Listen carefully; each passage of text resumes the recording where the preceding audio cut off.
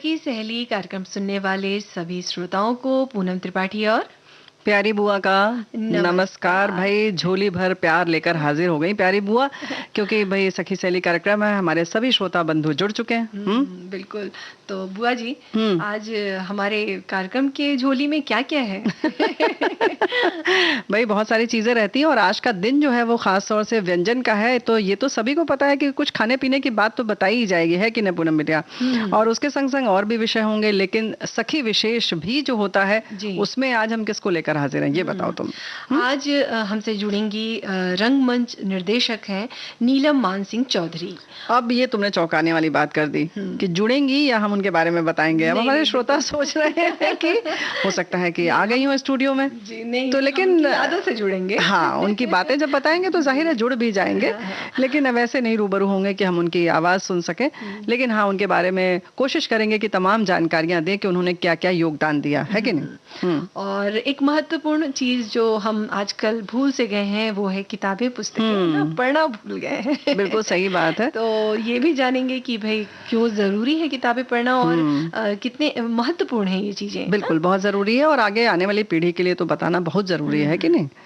और बुआ जी, हम सारे श्रोताओं को पहले से ही बधाई दे देते हैं दोस्ती की, फ्रेंडशिप डे की। अच्छा, तो भाई जो दोस्ती दिवस आने वाला है उसके बारे में तुम बता रही हो। यही तो हम कह रहे हैं कि हाँ भाई कुछ तो खास है जो 7 तारीख को है, और दोस्ती के जो मायने हैं वो क्या है, क्यों दोस्त जरूरी है। वैसे तो किताबें अच्छी दोस्त हैं हमारी, लेकिन ये एक तरफा हो जाती है जैसे दोस्ती ना। लेकिन जब दो तरफा हो तब उसमें बहुत सारी उम्मीदें होती हैं और बहुत सारी चीजें होती हैं। तो क्या मायने हैं, कैसे दोस्त होने चाहिए, तो ये तो हम बात करेंगे।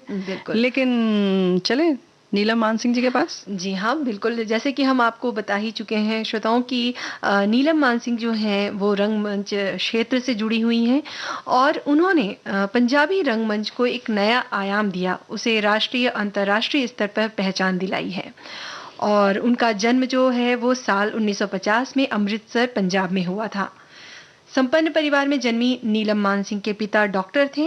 हालांकि इस दौर में महिलाओं का ज़्यादा पढ़ना लिखना और इस तरह के क्षेत्र में जाना, अपना करियर बनाना अच्छा नहीं माना जाता था, पर नीलम मानसिंह के पिता ने अपने बच्चों को शिक्षा और अपने भविष्य को तय करने की पूरी आज़ादी दी थी। और देखो उसी का नतीजा हुआ ना कि इस तरह से उनका नाम हुआ। अंतर्राष्ट्रीय स्तर पर उन्होंने एक रंगमंच को एक नया आयाम दिया, उसको पहचान दिलाई, और अपने देश के बल्कि अपने प्रांत के बारे में जो भी उनकी खूबियां थी उनको सबके सामने लेकर आई वो। तो उनकी पारंपरिक शिक्षा तो जाहिर है कि अमृतसर में हुई और उन्होंने मनोविज्ञान विषय में बीए किया। फिर अमृतसर पंजाब विश्वविद्यालय से जो उन्होंने ली बैचलर की डिग्री, और बाद में सन 1972 में उन्होंने एमए कर लिया। फिर रंगमंच में उनकी रुचि जो थी वो स्कूल कॉलेज के समय से ही थी, पर उन्हें इस विषय में उतनी जानकारी नहीं थी क्योंकि विद्यालयों में तो इस तरीके की कोई औपचारिक शिक्षा दी नहीं जाती। लेकिन चूंकि रुचि थी तो वो कॉलेज में होने वाले नाटकों से जुड़ी रहती थी, और एक दिन उन्होंने राष्ट्रीय नाट्य विद्यालय, जैसे कि कहते हैं ना कि नाटक करने वालों का एक बिल्कुल धार्मिक स्थल है वहां जाने का उन्होंने मन बना लिया। दिल्ली के राष्ट्रीय नाट्य विद्यालय जाकर उनकी मुलाकात इब्राहिम अलकाजी से हुई, जो कि विद्यालय के निर्देशक थे और जाने माने फिल्मकार हैं। हाँ, सभी नाम हैं, बहुत बड़े हस्ती हैं, बिल्कुल। तो वहां जाकर उन्होंने अभिनय और निर्देशन की बारीकियां सीखी।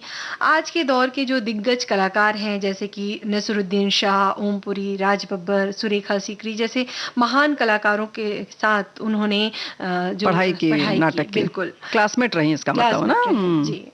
तो राष्ट्रीय नाट्य विद्यालय में उनका 3 साल का जो कोर्स था, उसके होने के बाद जैसा कि होता है बुआ जी परिवार वालों ने उनका विवाह पुष्पिंदर सिंह चौधरी से करा दिया और वो विवाह के बाद मुंबई आ गई। देखो ऐसा होता नहीं है, आमतौर पर पहले विवाह करवा दिया जाता है फिर लड़की का भाग्य, लेकिन नहीं। हाँ, चूंकि उनके पिताजी का पूरा सहयोग था, संबल था, तो उन्हें इस तरीके से आगे बढ़ने का मौका मिला।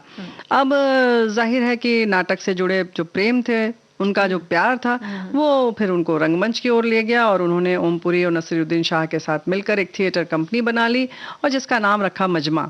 और इस कंपनी के अंतर्गत उन्होंने बहुत सारे नाटक किए, और कुछ सालों बाद नीलम सिंह चौधरी के पति का जो है तबादला जो है वो भोपाल हो गया। अब यहाँ आकर नीलम मानसिंह चौधरी भारत भवन से जुड़ी, और फिर उनकी मुलाकात बीवी कारंत से हुई। भारत भवन के निर्देशक थे और एक जाना माना नाम है ये। बिल्कुल। बीवी कारंत ने नीलम सिंह की प्रतिभा को पहचाना और उन्हें 2 बड़े नाटकों का निर्देशन करने का मौका दिया, जैसे कि लोक कथा और बेनाम जिंदगी। उसके बाद वो अपने पति के साथ चंडीगढ़ आ गईं और यहाँ से उनके जीवन में एक नया मोड़ आया। चंडीगढ़ पंजाब आकर नीलम जी ने ठान लिया था कि अब वो अपनी लोक भाषा में नाटक करेंगी। इसके लिए उन्होंने पंजाबी लोकगीत नृत्य की बारीकियां सीखी और पहला पंजाबी नाटक माही मेरा थानेदार का निर्देशन किया, जिसे काफी सराहा गया। लेकिन भाई ऐसा नहीं है, बहुत आसान नहीं होता है। ये तो वर्ड फेमस है ना कि आप किसी काम में आगे चलना चाहें तो सफ़र बहुत आसानी से नहीं मिलता है, थोड़ी सी तो कठिनाई आती है। अब पंजाब में रंगमंच बहुत लोकप्रिय नहीं था और ऐसे में नीलम द्वारा किए गए जो भी प्रयोगात्मक नाटक हुए, क्योंकि वो बहुत सारे प्रयोग कर रही थी नए नए, तो लोगों ने पसंद नहीं किया। एक बार मैं उसे स्वीकारा नहीं, पर उसी जुनून के साथ वो जुटी रही उस काम में। और फिर उन्होंने department of Indian theatre Punjab में शिक्षिका के पद पर भी कार्य करने लगी। लेकिन जो उनका एक सपना था ना, वो उससे टस से मस नहीं हुई। और फिर जब ये हमने बता रहे ना डिपार्टमेंट ऑफ इंडियन थिएटर, वहाँ उन्होंने बहुत सारे नाटकों का निर्देशन किया, जिसे अंतर्राष्ट्रीय स्तर पर पहचान दिलाई। और वो नाटक थे किचन कथा, the suit, Yerma, the madwoman of Chaillot. अब तक उन्होंने 25 से अधिक नाटकों का निर्देशन कर लिया था, जो कि देश और विदेशों में निर्देशित किया जा चुका था, मतलब दिखाया जा चुका था। पंजाबी थिएटर को अंतर्राष्ट्रीय स्तर में पहचान दिलाने के लिए नीलम मानसिंह चौधरी को साल 2011 में पद्मश्री पुरस्कार से सम्मानित किया गया। और साथ ही साथ 2003 में उन्हें संगीत नाटक अकादमी पुरस्कार से भी सम्मानित किया गया। सर्वोच्च सम्मान है। फिर पश्चिमी लेखकों के नाटकों को पंजाबी लोक कला में सम्मिलित कर उसे अपने तरीके से पेश करना, ये इनकी खूबी थी। ये एक अलग तरीके का इनका हुनर था, इसमें इन्हें महारत हासिल थी और इन्होंने बहुत सब किया भी। तो जाहिर है कि एक पंजाब में अंतर्राष्ट्रीय स्तर के जो नाटक थे उनको लोग वहाँ देख सके, समझ सके, क्या उसकी शैली है, क्या भाषा है, क्या विषय है। तो ये सारी बारीकियां जो है वो नीलम जी ने किया। और हम क्या करने जा रहे हैं, हम श्रोताओं को गीत सुना देते हैं। बिल्कुल।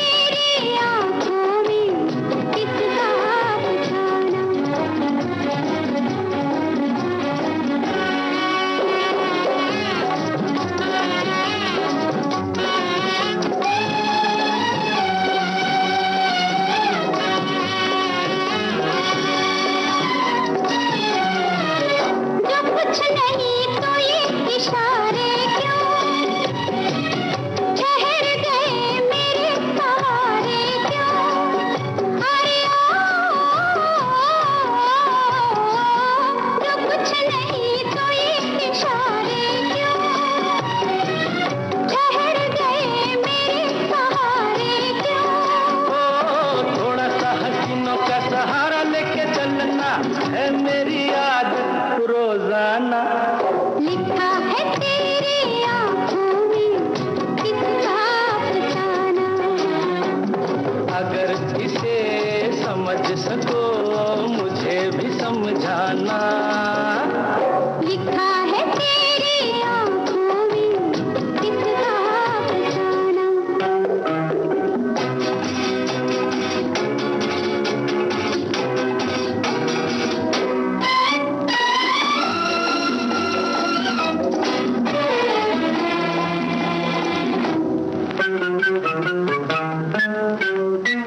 यहाँ वहाँ फिजा में आवारा, अभी तलक ये दिल है बेचारा। अरे ओ यहाँ वहाँ फिजा में आवारा, अभी तलक ये दिल है बेचारा। दिल को तेरे तो हम खाकर समझे, तुझे तो हमने पहचाना। लिखा है तेरी आंखों में किसका अफसाना। अगर इसे समझ सको मुझे भी समझाना। लिखा है तेरी आंखों में किसका अफसाना। आंखों को पढ़ना तो आसान है, लेकिन किताबें पढ़ना थोड़ा मुश्किल होते जा रहा है ना। मुश्किल तो हो रहा है, लेकिन ज़रूरत जो उसकी है वो अहमियत कभी भी ख़त्म नहीं होती। सामान्य ज्ञान हो, मोटिवेशनल बुक्स हो, प्रेरक जीवनी की किताबें हमारे अवचेतन मन को विकसित करते हैं, भावनात्मक स्तर पर बदलाव करती हैं किताबें। जुनून हौसले किताबों से मिलते हैं और हम कामयाबी की सीढ़ी में दौड़ते हैं। नई प्रेरणा उत्साह का वर्धन होता है। किताबें हमारी परम मित्र हैं। ये हमारे साथी लिख रहे हैं। देखो ये सब बातें जो है ना वो तो बड़ी अच्छी अच्छी हैं ही। और एक हमारे श्रोता ने लिखा भी है बुआ जी, वो लिखते हैं कि नहीं, किताबें, ये भी हमारे श्रोता नहीं लिख कर भेजा था, हमने नहीं बोला, तुमने मत सोचना कि हमने कहा है। उन्होंने लिखा है कि किताबें ज्ञान का भंडार है। किताबें हमारा मार्गदर्शन करती हैं, हमें कर्तव्य अकर्तव्य का बोध कराती हैं। बिना ज्ञान के व्यक्ति सदैव अंधकार में रहता है। किताब हमें अंधकार से प्रकाश की ओर ले जाती है। किताबें पढ़ने वाला व्यक्ति बुद्धिमान हो जाता है और सदैव उन्नति के पथ पर चलता रहता है। अतः हर घर में किताबों का होना आवश्यक है। बिना किताब का घर बिना खिड़की के कमरे के समान है। क्या उपमा दिए हैं इन्होंने। बहुत सुंदर उपमा दी है, बिल्कुल सही बात है। यानी कि जो कहते हैं ना कि नई ऊर्जा का आना बहुत जरूरी है ना। तो तो बुआ जी, अभी खिड़की एक खुली रहनी चाहिए। एक अंतराल ले लेते हैं, हाँ, फिर हाँ, हम फिर बात मिलते हैं। आगे, बिल्कुल।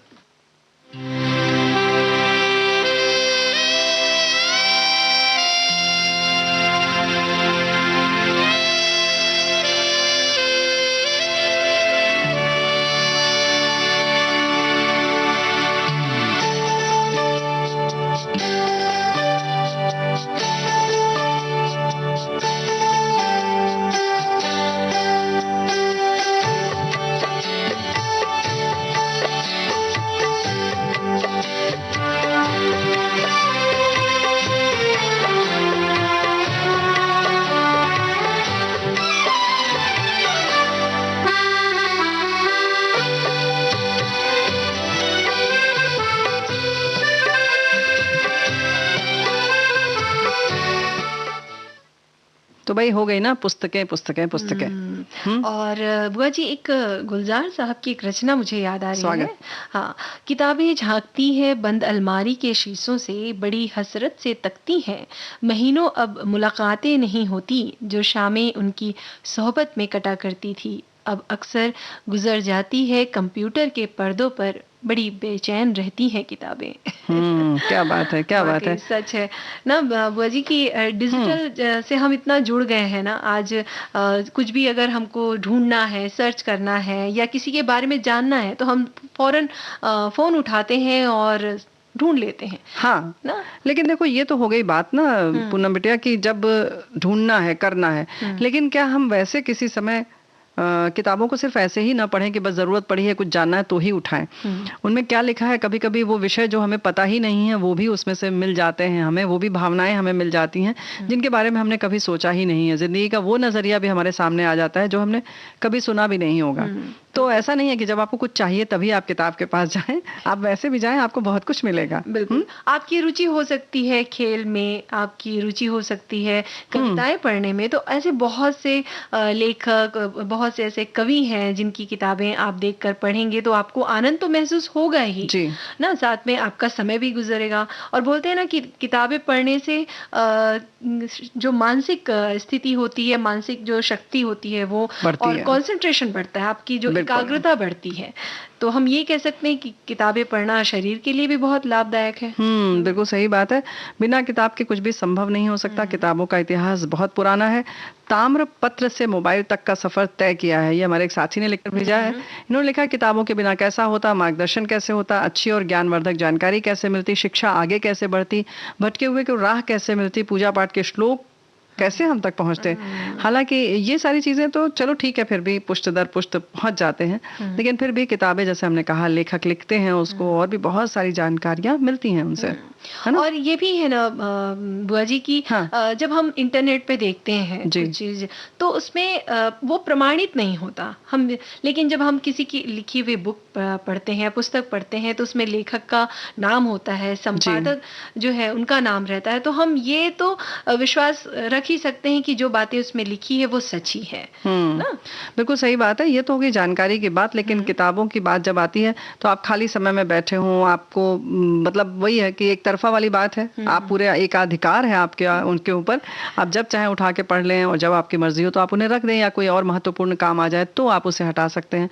तो इस तरीके से जानकारी तो देती ही है पुस्तकें, लेकिन जो हर वक्त हमारी साथी होती हैं वो बहुत बड़ी मायने रखता है। और इसके बाद ये बात भी है कि हम केवल हमारे हाथ में किताब हो तभी सब कुछ नहीं है।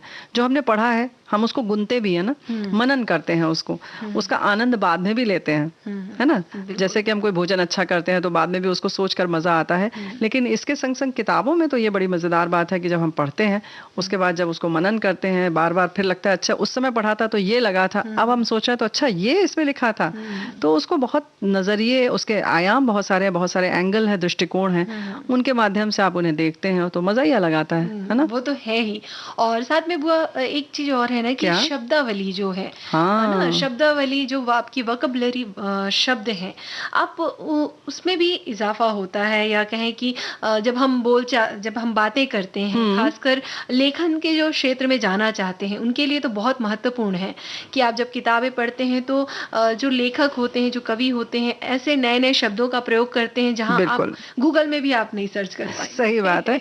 और वो बहुत कभी कभी बहुत स्थानीय बातें भी आ जाती हैं। किताबें हमारी दोस्त हैं, अर्थात हमारे दुखों का अस्त करती हैं, सकारात्मक सोच प्रदान करती हैं, हमारे चरित्र का निर्माण करती हैं, हमारी बुद्धिमत्ता को बढ़ाती हैं। हमारे विचार ही हमारे दोस्त भी हैं, दुश्मन भी, इसलिए विचारों पर सदैव ध्यान देना चाहिए। किताबें सुविचार की जनक हैं, आत्मविश्वास, मानसिक चेतना को बढ़ाती हैं।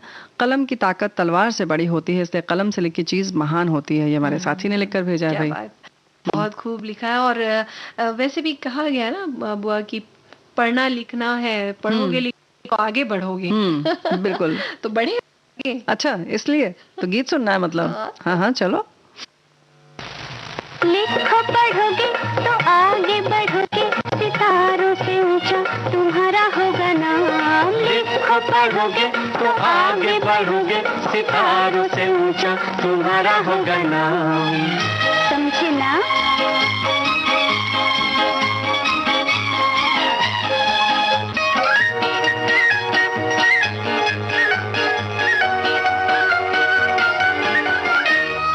छुट्टी मिले तो खिलौनों से खेलो, छुट्टी मिले तो खिलौनों से खेलो, जल्दी से फिर तुम किताबों को ले लो, जल्दी से फिर तुम किताबों को ले लो।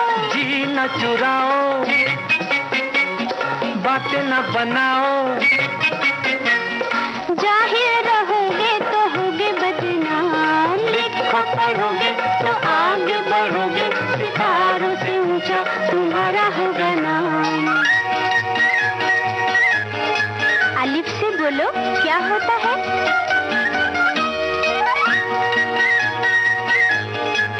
उल्लू। ईमान।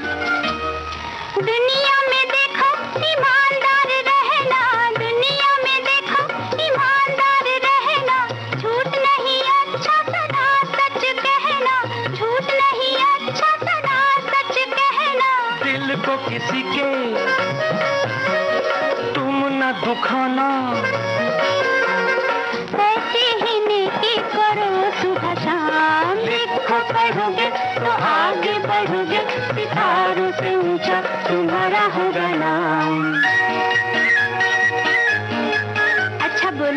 बा से क्या होता है?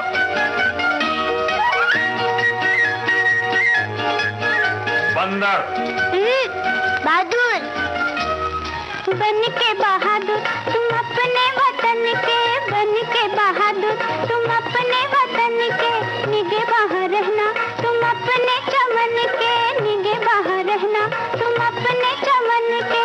इसको संभालो, गले से लगा लो, हो आजाद अब तो ना होना फिर गुलाम। लिखो पढ़ोगे तो आगे बढ़ोगे, सितारों से ऊंचा तुम्हारा होगा नाम। अच्छा मुन्ना, बोलो से क्या होता है? तीतर। तकदीर। तकदीर क्या है तुम इसको भुला दो, तकदीर क्या है तुम इसको भुला दो, इल्म हुनर से अंधेरे मिटा दो, इल्म हुनर से अंधेरे मिटा दो। बढ़ते चलो तुम कदम को मिला के, फिर आएगी मंजिल करेगी सलाम। लिखो पढ़ोगे तो आगे बढ़ोगे, सितारों से ऊंचा तुम्हारा होगा नाम। क्या तारों से ऊंचा होगा नाम। वाकई बहुत अच्छा गीत था, ये संदेश देता हुआ ना। जी हाँ, यही तो हम कह रहे हैं ना कि हाँ, पढ़ना लिखना जरूरी है, लेकिन ये बात भी है कि हर कोई चाहता है सितारों से ऊपर उनका नाम हो, और जाहिर है कि फिर हमारे पास कुछ ज्ञान होगा, बातें होंगी, तभी तो हम बढ़ पाएंगे ना आगे। तो किताबें दोस्त तो होती हैं, लेकिन ज्ञान में हमारे वृद्धि करती हैं, और बहुत सारे हमारे साथियों ने बड़ी अच्छी अच्छी बातें लिखकर भेजी है ना पूनम। बिल्कुल। बुआ जी, एक श्रोता है, वो लिखते हैं कि किताबें मनुष्य की सबसे अच्छी दोस्त होती हैं।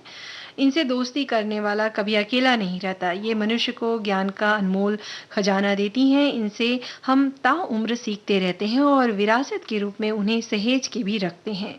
पर दुखद है कि आज किताबें पढ़ने के लिए किसी के पास समय ही नहीं है। भाग दौड़ भरे जीवन में लोग पुस्तकालय जाना तो दूर, घर में रखी किताबें भी पढ़ना नहीं चाहते। छोटे बड़े सभी इंटरनेट, कंप्यूटर, मोबाइल व टेलीविज़न में खोए रहते हैं। सूचना व नई तकनीक से खुद को जोड़ना गलत नहीं है, पर पुस्तकों से नाता जुड़ा रहे, ये भी ज़रूरी है। घर पर माता पिता व स्कूल में अध्यापक बच्चों को किताबें पढ़ने के लिए प्रेरित करना चाहिए। बिल्कुल बिल्कुल सही बात है। और किताबों का मनुष्य से बहुत पुराना नाता है। प्रत्येक पुस्तक का एक अलग प्रकार के व्यक्ति की तरह है, जिसे हम अपने जीवन में मिलते हैं। जैसे कि हम लोगों से मिलते हैं, वैसे ही किताबों से मिलते हैं। जैसे अपने मित्र को बुद्धिमानी से चुनते हैं, वैसे ही अपनी पुस्तकों को बुद्धिमानी से चुने। बहुत अच्छी सबक की बात इन्होंने कही है, और इन्होंने लिखा है कि वे आपको बना या बिगाड़ सकते हैं। अच्छी किताबें एक अच्छे दोस्त की तरह हमारे दिमाग को अच्छे विचारों और ज्ञान से समृद्ध करती हैं और अकेलापन महसूस नहीं होने देती। अच्छी किताबें हमारे दिमाग को समृद्ध करती हैं और जीवन के प्रति हमारे दृष्टिकोण को विस्तृत करती हैं। और बुआ जी, कहते हैं ना कि किताब पढ़ना भी एक कला है ना। अच्छा, उससे हाँ बिल्कुल, हम एक ठहराव मतलब का बैठ के पढ़ना चाहिए कि लेट कर पढ़ना चाहिए कि हाथ पे लेकर पढ़ना चाहिए? जैसा चाहे वैसा पढ़ सकते अच्छा, हैं। किताब तो ऐसा है ना कि आप झूले पे बैठ के पढ़ सकते हैं, चेयर डाल के बाहर बैठ के पढ़ सकते हैं, या नीचे में पढ़ सकते हाँ, हैं, रेल यात्रा कर रहे हैं, कार से कहीं जा रहे हैं तो भी आप पढ़ सकते हैं। बिल्कुल। और तो कहना चाहिए कि एक ठहराव का काम है ना, जिसमें आप पुस्तक हाथ में लेते हैं और उसे महसूस भी करते हैं। जैसा कि आपने बोला भी था, जैसे हम कहानी पढ़ रहे हैं तो उन पात्रों में हम डूब जाते हैं। कविताओं, रचनाओं में हम बिल्कुल इस तरह डूब जाते हैं जैसे कि उस पे हम पूरी तरह से शामिल हो गए हैं। जी हाँ, ऐसा लगता है, बिल्कुल, है ना। उनको छुआ है हमने, किताबों को छुआ, उन रचनाओं को छुआ है। तो इस तरह से कह सकते हैं कि किताबें जो हैं वो हमें बहुत अच्छा महसूस कराती हैं। लेकिन जरूरत है ना कि पहले आप उसे महसूस करें। अगर आप कहीं और, आपका दिमाग कहीं और होगा और आप सिर्फ पढ़ने के लिए किताब पढ़ रहे हैं, तो ये बात नहीं बनेगी बिटिया जो तुमने अभी बताया है कि महसूस करें, उससे जुड़ाव महसूस करें, या उसे एक तारतम्य सा बन जाता है। कभी कभी तो लोग केवल पात्रों से नहीं, लेखकों तक से जुड़ जाते हैं, उसकी मनस्थिति को भी समझ लेते हैं कि इस मनस्थिति के कारण ऐसा ऐसा लिखा होगा, या आगे क्या होगा, ये भी आपको धीरे धीरे समझ में आने लगता है ना। लेखक की जो शैली होती है, उसकी एक तरीका होता है, वो सब भी आप एक तरह से जब इतने ज्यादा जुड़ाव जब होता है तो ये सब चीजें आभास आपको होने लगता है, पता लगने लगती हैं। वो तो है ही। और एक चीज और भी है कि तो यानी तुम्हारा ये कहने का मतलब है कि ये जो कला है हाथ में लेकर किताब पढ़ने की, उसको कायम रखा जाए। बिल्कुल कायम रखिए। और हम तो यही कहेंगे कि आपके जो भी, क्योंकि आज बाजार में हर तरह की पुस्तकें उपलब्ध हैं, जी। आपकी रुचि के हिसाब से आप जाइए, बाजार जाइए, वहां से जो पुस्तक आपको लगती है। आज बच्चों के लिए भी इतनी विशेष तरह की पुस्तकें आपको बहुत सुंदर मिलेंगी सुंदर, अरे ना, बहुत प्यारी प्यारी जो चित्र बने हुए हैं। हाँ। तो छोटे छोटे बच्चे भी बहुत ही आनंद के साथ पुस्तक का मजा ले सकते हाँ, हैं। क्योंकि बहुत रंगीन होती हैं, उनके कागज बहुत मोटे होते हैं, कभी कभी तो वो कोई जानवर आदि जो बने होते हैं बड़े उभरे हुए होते हैं, पूरा उसका एक मॉडल जैसा भी बना देते हैं। बिल्कुल। और आज तो बुआ जी, आजकल तो बच्चों के लिए ऐसे विशेष तरह की पुस्तकें आती हैं जिसमें मैग्नेट लगा होता है, चुंबक लगा होता है। अच्छा। तो उसमें क्या है कि आप बच्चों को पढ़ाई के साथ कुछ सिखा भी सकते हैं। जैसे आप एक है अक्षर ज्ञान है, गिनती है, तो इस तरह की विशेष पुस्तकें भी बाजार में उपलब्ध हैं। क्या बात है। और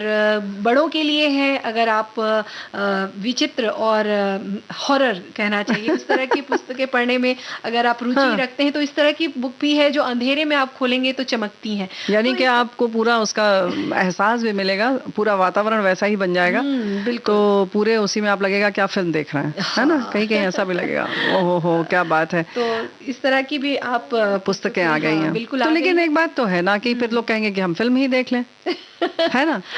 तो भाई फिल्म देखना उसमें अलग बात है। और एक बात तो और है कि अक्सर क्या, अधिकतर अगर हम देखें तो जो भी फिल्में बनी हैं इस तरीके की किताबों पर, उपन्यास पर, या किसी की प्रसिद्ध जो भी साहित्यकार हुए उनकी कहानी पर, तो जिसने वो पुस्तक पढ़ी थी सब ने यही कहा कि पुस्तक पढ़ने में जो मजा आया वो फिल्म देखने में नहीं आया, जबकि उसमें इतने चमत्कृत चीजें डाली जाती हैं, इतने इफेक्ट डाले जाते हैं, और आपकी जिंदगी से बड़ी साइज के लोग दिखाई देते हैं। कहते हैं लाइफ साइज से बड़े साइज के आपको हीरो हीरोइन या जो भी चरित्र होते हैं वो दिखाई देते हैं। इतना सराउंड साउंड होता है, संगीत होता है, लेकिन फिर भी वो उतना प्रभाव नहीं डाल पाते जो ये अक्षर डाल देते हैं। क्योंकि बुआ जी क्या है ना कि जब हम पुस्तक से जुड़ते हैं तो हमारी जो कल्पना शक्ति होती है वो उसमें बढ़ोतरी होती है, कहना चाहिए। हम अपनी ही कल्पना में उड़ते हैं, हम अपने ही ख्वाब अपने तरीके से उस पुस्तक को देखते हैं। तो वो जो चीज होती है ना, उसका आनंद ही अलग है। और वो सबके अपने होते हैं, वो आपके खुद के होते हैं, वो किसी और के द्वारा बनाए हुए नहीं होते। यानी कि जो फिल्मकार है जो दिखाना चाहता है वो आप नहीं देखते, बल्कि आप अपनी कल्पना के उड़ान में उड़ते हैं। तो हम गीत सुनेंगे? नहीं, गीत नहीं बुआ जी, क्या एक ब्रेक ले लेते हैं। अच्छा, चलो ठीक है, अब तुम कह रही हो तो ले लेते हैं।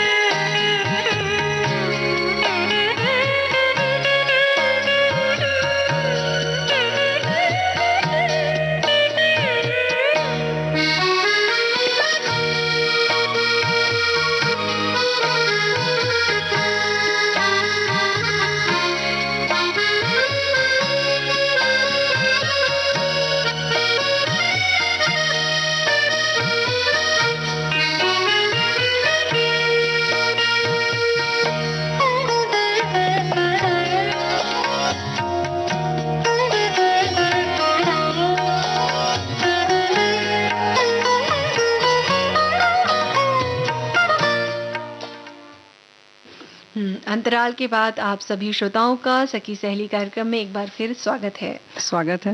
और बुआ जी, जैसा कि आप बोल रही थी कि गीत सुनेंगे, तो पहले श्रोताओं को गीत सुना ले। तो यही तो हम कह रहे हैं। ये दिल दीवाना है, दिल तो दीवाना है, दीवाना दिल है, ये दिल दीवाना।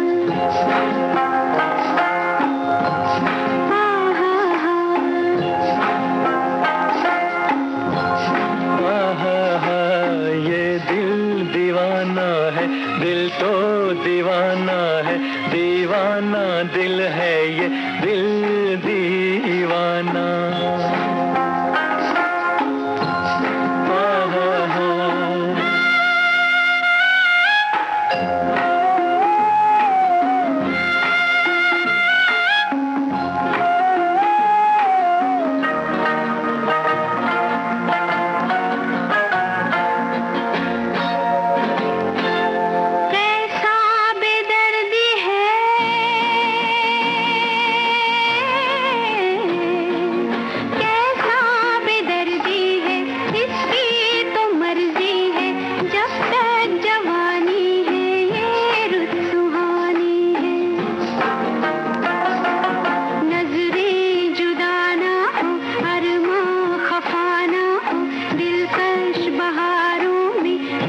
के चनारों में यूं ही सदा हम तुम बैठे रहे गुमसुम, वो बेवफा जो कहे हमको जाना है, ये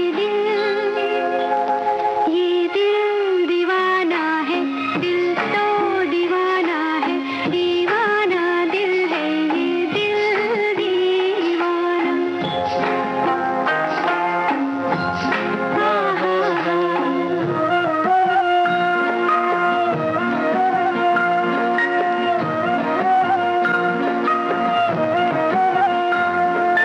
बेचैन रहता है, बेचैन रहता है, चुपके से कहता है मुझको धड़कने दो, शोला भड़कने दो। कांटों में कलियों में साजन की गलियों में फेरा लगाने दो, छोड़ो भी जाने दो, खो तो न जाऊंगा मैं लौट आऊंगा। देखा सुना समझे अच्छा बहाना है, ये दिल दीवाना है, दिल तो दीवाना है, दीवाना दिल है, ये दिल दीवाना।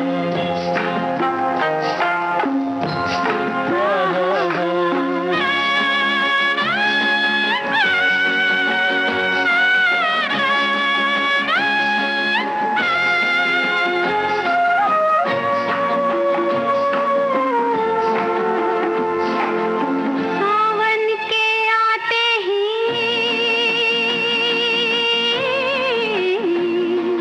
सावन के आते ही, बादल के छाते ही, फूलों के मौसम में, फूलों के मौसम में, चलते ही पुरवाई, मिलते ही तन्हाई, उलझा के बातों में कहता है रातों में, यादों में खो जाऊं, जल्दी से सो जाऊं। क्योंकि सवरिया को सपनों में आना है, ये दिल दीवाना है, दिल तो दीवाना है, दीवाना दिल है, ये दिल दीवाना।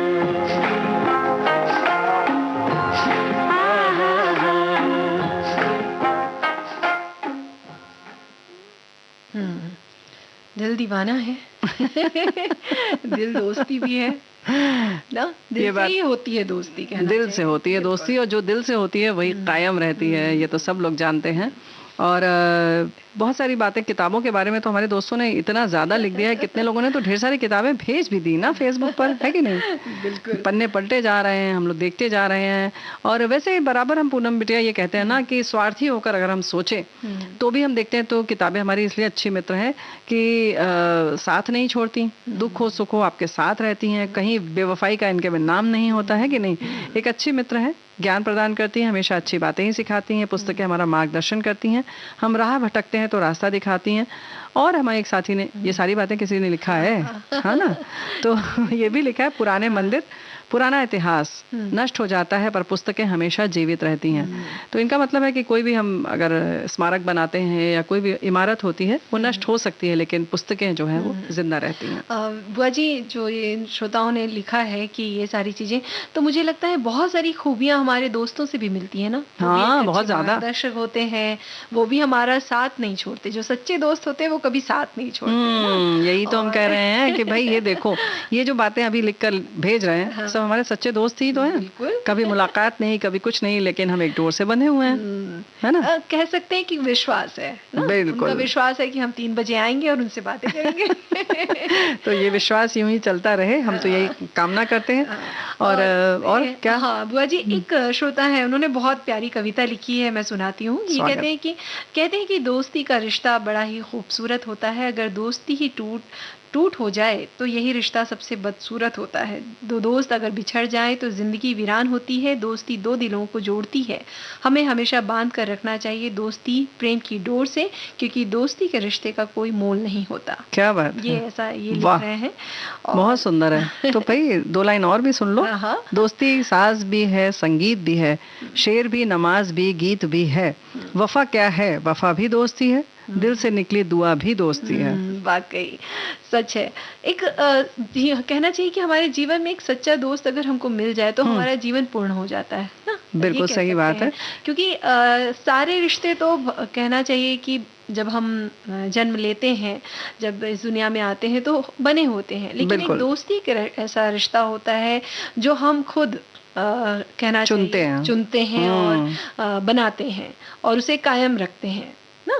तो चलिए पहले एक गीत सुन ले। अच्छा, गीत सुनना, चलो चलो। तेरे जैसा यार कहाँ ऐसा याराना, याद करेगी दुनिया तेरा मेरा अफसाना। तेरे जैसा यार कहाँ ऐसा याराना, याद करेगी दुनिया तेरा मेरा अफसाना।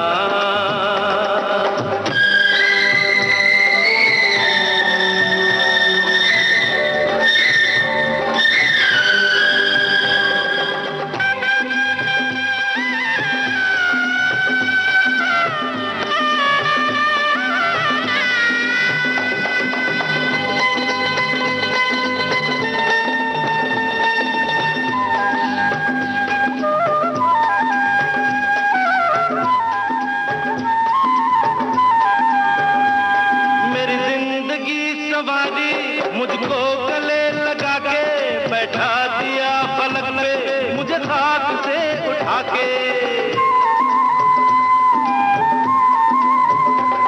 मेरी जिंदगी सवारी मुझको गले लगा के बैठा दिया पलक पे, मुझे खाक से उठा के।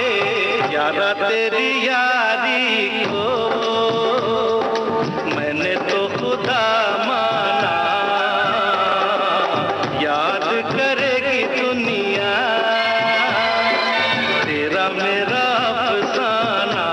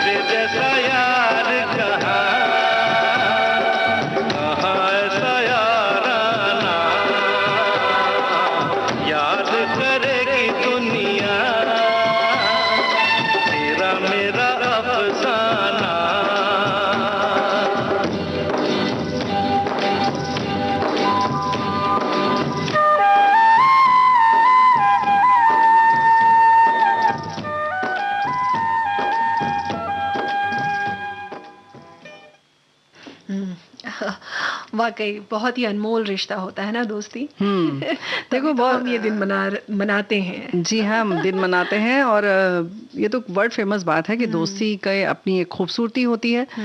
दोस्ती क्या है, बहुत अच्छी पंक्ति लिखकर भेजी हमारे दोस्तों ने। दोस्ती क्या है, जब दो जन हों पर हो एक हस्ती, तो हो गई दोस्ती। बहुत सुंदर क्या बात हो, आपने लिखकर बहुत भेजी है। और ये जो हमारे साथी लिखकर भेजते हैं ये पंक्तियां, किस तरह से कार्यक्रम को सजाते हैं, ये तो है ही ना बड़ी बात। वाकई। और बुआ जी एक चीज और है कि हम्म। जब दोस्ती में गलत फहमियों के लिए कोई जगह नहीं होनी चाहिए। लेकिन वो बन जाती है जगह बहुत है।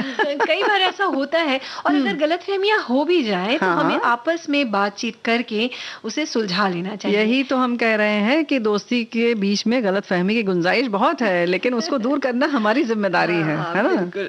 क्योंकि क्या होता है कि जब हम जुड़े हुए रहते हैं तो हमारे विचार अलग अलग होते हैं। विचार अलग हो सकते हैं, मत भेद हो सकते हैं, लेकिन मन का भेद नहीं होना चाहिए। नहीं होना चाहिए, बिल्कुल ना। तो और बातचीत बहुत जरूरी है, बहुत जरूरी है। विषय कभी कभी ऐसे फंस जाते हैं, कोई ऐसा कहना वाकया हो जाता है, कोई ऐसी स्थिति आ जाती है, परिस्थिति होती है, कहीं कहीं हर समय जरूरी नहीं है कि मतैक्य होगा। एक एक बात और है कि कभी कभी आपका स्वभाव एक नहीं होता है। ऐसे दोस्त बहुत पक्के होते हैं, गहरे होते हैं, दोनों के आपको देखकर लगेगा कि अरे ये दोनों तो बिल्कुल उत्तरी ध्रुव दक्षिणी ध्रुव हैं, और कैसे दोस्त हैं। तो कभी कभी ऐसे भी होता है कि उनके में कुछ होगा चुंबक का जैसा आकर्षण, और वो बिल्कुल बहुत पक्के दोस्त बन जाते हैं। लेकिन कहा जाता है कि मित्र वही जो मुसीबत में काम है। सच्चा मित्र वो होगा जो हर समय आपकी तरफ रहेगा। एक वास्तविक दोस्त आपके साथ हर समय आपको खुश करने के लिए रहता है। आपको अपने दोस्त का सदैव साथ देना चाहिए। दोस्ती को सुरक्षित रखा जाना चाहिए। सच्चा दोस्त खोना खजाना खोने के समान है, और आप अपने खोए हुए धन को कभी नहीं पा सकते हैं। एक सच्चा दोस्त मुश्किल से आता है, तो ऐसे दोस्त की दोस्ती को अहमियत दें। बिल्कुल। और जैसा दोस्त हो उसे वैसा ही स्वीकार करें, उसे कभी बदलने की कोशिश ना करें ना। कोशिश करते तो हैं, नहीं, बदलना नहीं चाहिए। क्योंकि दोस्ती तो, असली दोस्ती तो वही है ना कि जैसा वो है वो वैसा ही स्वीकार करें। बिल्कुल। तो वो दोस्ती कायम रहेगी। दोस्ती कायम रहेगी। और इसके संग संग वैसे तो संबंधों में भी यही बात होनी चाहिए, लेकिन फिर भी हम कोशिश करते रहते हैं। और जिससे प्यार करते हैं, सच बात है कि वो जहाँ जैसा है उसको वैसे ही खुश देखने की हमें कोशिश करनी चाहिए। और है ना? हम श्रोताओं से भी ये कहेंगे कि रविवार को जो दोस्ती का दिवस दिन है, हम मना रहे हैं, तो आप कैसे मना रहे हैं? अच्छे से मनाइए, अपने दोस्तों से मिलिए ना, पार्टी कीजिए, मुलाकात कीजिए, फोन में बात कीजिए अगर दूर हैं तो ना। तो बस वो दिन बहुत अच्छे से मनाइए। और क्या है ना बुआ जी, वो फ्रेंडशिप बेल्ट आता है दोस्ती के, वो बांधना जरूरी है। हाँ, तो अरे बांध दीजिए। क्यों जब बंधन ये बताओ, जब ये दोस्ती वाला जो बंधन था नहीं बनता था, जो बाहरी, तब क्या दोस्ती नहीं थी? नहीं, लेकिन ठीक है, एक तरीका होता है, और इसकी वजह से बहुत सारी चीजें सामने होती हैं। और उस दोस्त से भी हम जिससे बहुत दिनों से नहीं मिले हैं, मन कर रहा है इस बेल्ट को बांधने के बहाने हम मिल भी जाते हैं। लेकिन जब तुमने पार्टी की बात कही तो बहुत सारे चीजें भी बनानी पड़ेंगी, और क्या क्या बनेगी वो भी हम बात करेंगे। बिल्कुल बिल्कुल। बुआ जी, वैसे तो बहुत सारे पारंपरिक व्यंजन होते हैं, लेकिन आज हम कुछ अलग व्यंजन बताएंगे। अच्छा ना, ये क्या फटाफट भी बन सकता है। हाँ, तो अंग्रेजी में है ना, फ्रेंडशिप डे, इसलिए तो आज हम मंचूरियन बताएंगे। अच्छा। तो एक जो व्यंजन है वो आपके पास है, आप बताएंगे कि मैं बता दूं? देखो, ये जो हम अच्छा बनाते हैं वो तो हम बता देंगे, लेकिन तुम जो अच्छा बनाती हो मतलब वो तो तुम ही बताओगी ना। तो ठीक है। तो आलू का मंचूरियन जो है, आलू क्योंकि उपलब्ध हो जाता है इजी। हाँ, आलू तो पूरे विश्व में कहीं भी कभी भी मिल जाता है। तो पहले हम उसकी रेसिपी और उसका व्यंजन बता देते हैं। सामग्री आपको लेनी है: आलू, मैदा, cornflour, soya sauce, chilli sauce, tomato sauce यानी कि टमाटर सॉस, नमक, विनेगर, प्याज, काली मिर्च पाउडर, लाल मिर्च पाउडर, प्याज भाजी जिसे स्प्रिंग अनियन भी कहते हैं, शिमला मिर्च ना। और क्या करना है कि आपको आलू के बड़े बड़े टुकड़े काटने हैं, और उसको कढ़ाई में पानी जब आप गर्म करते हैं उस समय थोड़ा नमक डालें, और उसमें जो आलू के बड़े बड़े टुकड़े आपने किए हैं उसमें डाल दीजिए, और उसे थोड़ा उबलने दीजिए। मतलब पूरी तरह से नहीं गलाना है, अधपका सा करना है। अच्छा। उसके बाद कम से कम 8 से 10 मिनट, और फिर एक अलग से कटोरी में आपको आधा कप मैदा लेना है, 1/4 कॉर्नफ्लोर लेना है, उसमें अदरक लहसुन का पेस्ट डालना है 1 टेबल स्पून, और थोड़ा सा चिली पाउडर, अगर आप नहीं तीखा खाते तो मत डालिए चिली पाउडर, नमक स्वाद अनुसार डाल दीजिए, थोड़ा सा 2 चम्मच कच्चा तेल डाल दीजिए, और पानी डालकर ये सब घोल आप तैयार कर लीजिए। और आपने जो अधपका जो आलू आपने उबाला था, उन आलूओं को इस मिश्रण में मिला दीजिए और जैसे भजिया आप बनाते हैं ना, उस तरह का गाढ़ा घोल कीजिए। अच्छा। और कढ़ाई में तेल गर्म करके डीप फ्राई, मतलब अच्छे से उसको हाँ, कढ़ाई में तेल है, मतलब कि तलना है उसको। तलना है उसको, थोड़ा सा सुनहरा हो जाए।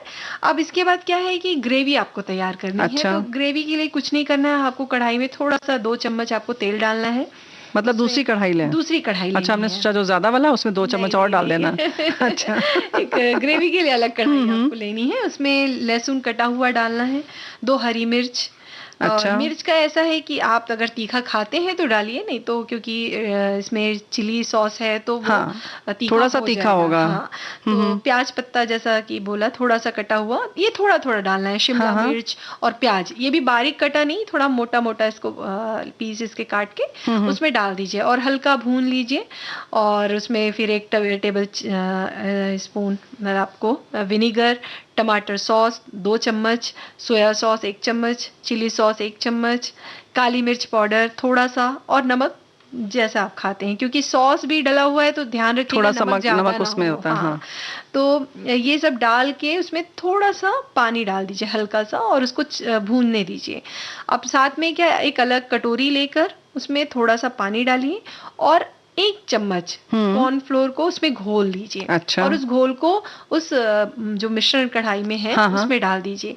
ये ऐसा करेंगे तो वो मिश्रण जो है वो गाढ़ा हो जाएगा। गाढ़ा हो जाएगा। उसको गाढ़ापन लाने के लिए ये कॉर्नफ्लोर डालते हैं। जी हाँ। यानी मक्के का आटा डालेंगे। जी हाँ। अब जब ये हो जाए उसके बाद जो आपने आलू के जो तल के रखे हैं पकौड़े जैसे, उसको उसमें डाल दीजिए। और आप ऊपर से सजाना चाहे तो स्प्रिंग अनियन जो प्याज का पत्ता जो होता है उसको थोड़ा सा छिड़क दीजिए और खा लीजिए। बिल्कुल सजाना चाहेंगे, और क्या, सजाना भी चाहिए, क्योंकि सजी हुई चीज जब आती है तो स्वाद और भूख दोनों बढ़ा देती है। तो ये जो तुमने ग्रेवी बताई है वो तो बना कर रखेंगे, क्योंकि उसके बाद हम दूसरा मंचूरियन बनाएंगे तो ग्रेवी वही काम आ जाएगी। दोबारा नहीं बनाएंगे। ठीक है। लेकिन हमारे साथी ने लिखा है कि दोस्ती के बारे में बहुत सारे जो विचार है हमारे साथियों के आए, इन्होंने लिखा है बड़ा महत्वपूर्ण है। आज दोस्ती के मायने बदल गए हैं। आज दोस्त सिर्फ स्वार्थ के लिए बनते हैं, अपना मतलब निकालने के लिए बनते हैं। दरअसल दोस्त वो है जो सुख दुख का साथी हो। दोस्ती अमीर या गरीब ये नहीं देखती। आपने भी महसूस किया होगा कि जो बात हम अपने घर वालों से नहीं बताते वो बात दोस्तों से जरूर बताते हैं। और वैसे भी कहते हैं कि किसी बात को मन में नहीं रखना चाहिए, इसलिए मन बोझिल हो जाता है इससे। और इस बोझ को हल्का करने के लिए दोस्त वक्त आने पर अपनी जान हथेली पर भी रख देते हैं। परंतु दोस्त अब, जैसे पहले मैंने कहा था, बदल गया है। अब वो दौर खत्म हो गया, जमाना खत्म हो गया, जैसा कि पहले भी कहा। तो मतलब ही दुनिया है, लेकिन ऐसा नहीं है। अच्छे लोग भी हैं भाई। तो अच्छे लोग हैं तो अच्छे अच्छे गीत भी सुन लें हम। बिल्कुल।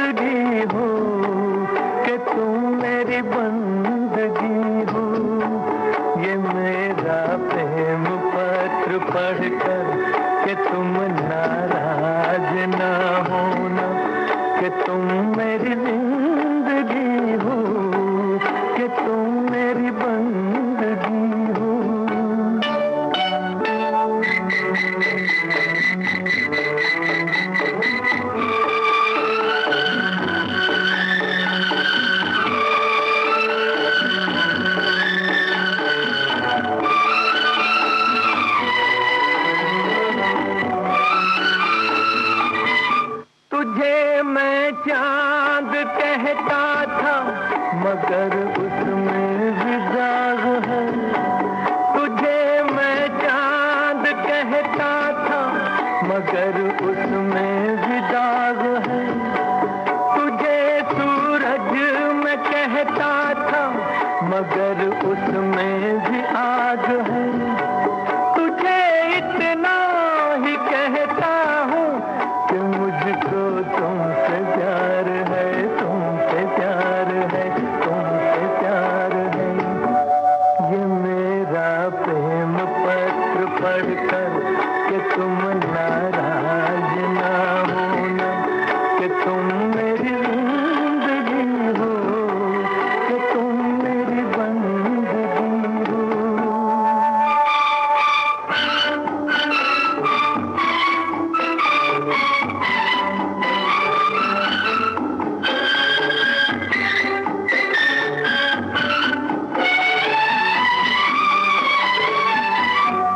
तुझे गंगा मैं समझूंगा, तुझे जमुना मैं समझूंगा।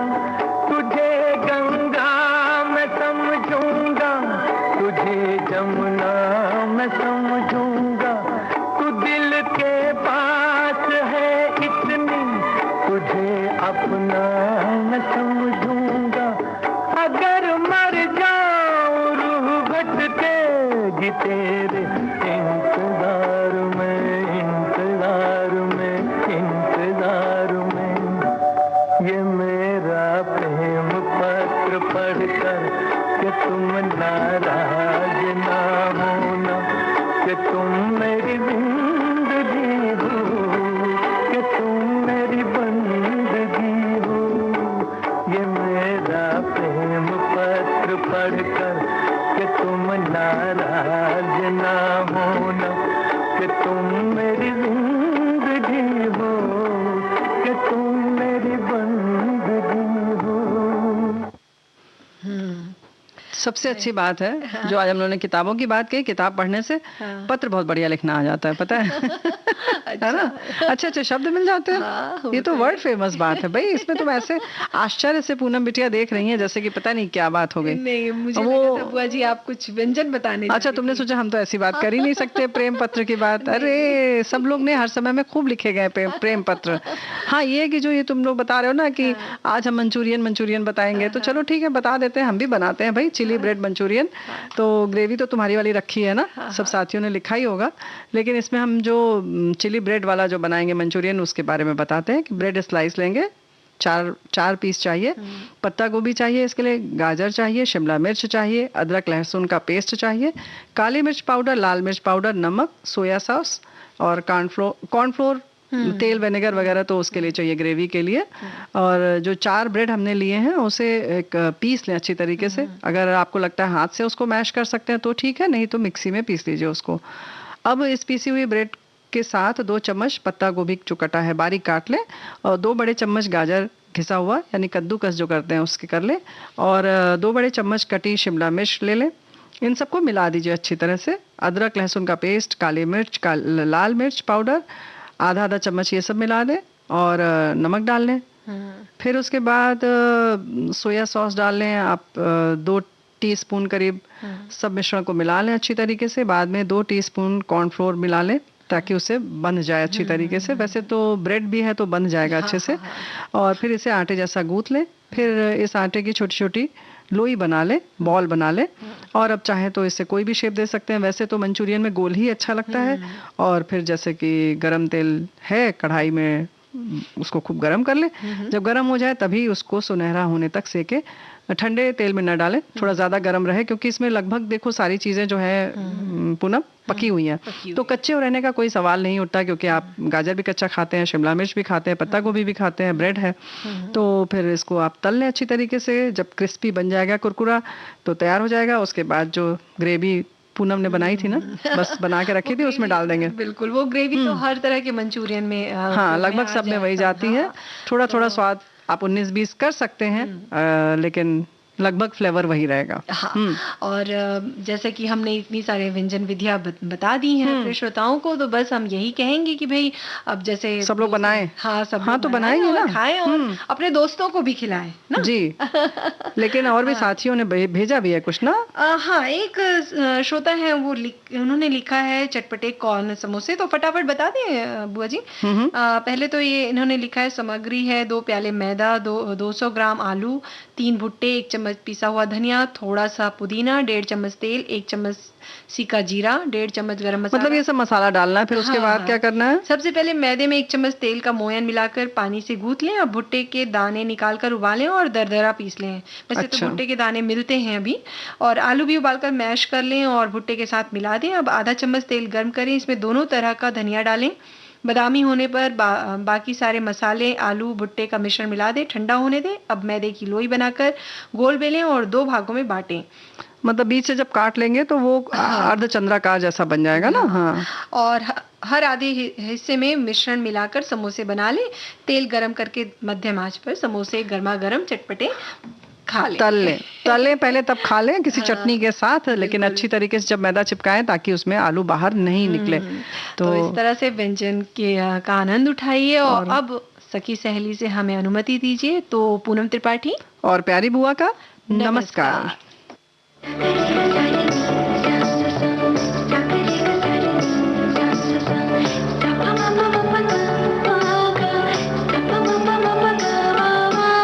सखी सहेली।